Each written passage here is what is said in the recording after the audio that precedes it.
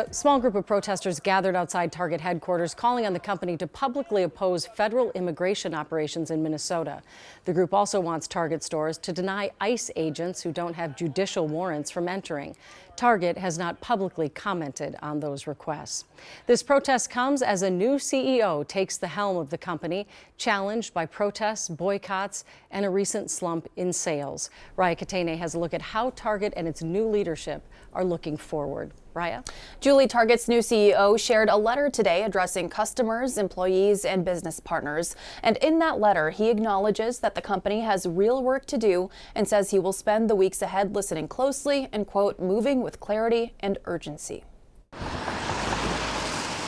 Got bread and my Powerade. I'm good.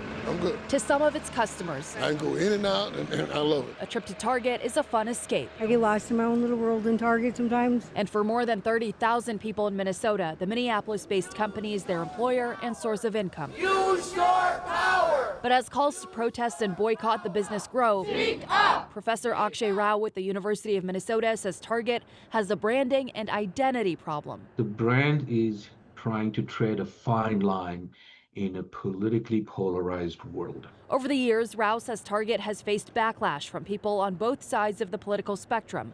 He points to 2010 when the company contributed to a political group supporting Republican Tom Emmer's bid for governor. In the past few years, Target faced backlash for its merchandise supporting the LGBTQ+ community. And now it's facing a national boycott movement after pulling back its diversity, equity, and inclusion initiatives. Pick your battlefield, plant your flag, and stick with it.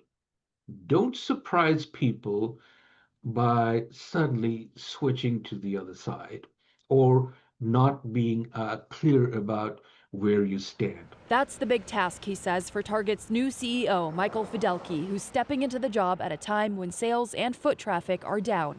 Rao says it's difficult to pinpoint one reason for the decline, but says Target's impact on the economy stretches far beyond Minnesota. Target's present in virtually every city in this country, so it'll have an impact on the economy at large. So if Target were to suffer adverse consequences because of a strategic error on their part, somebody else, locally or nationally, will pick up the slack.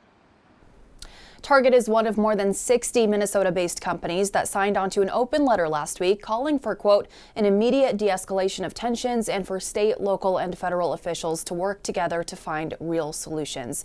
Again, protesters are calling for Target to ban ICE from entering their stores and parking lots without valid warrants. And tonight, Target tells me it does not have cooperative agreements with ICE or any other immigration enforcement agency. Julie. All right, thank you, Raya.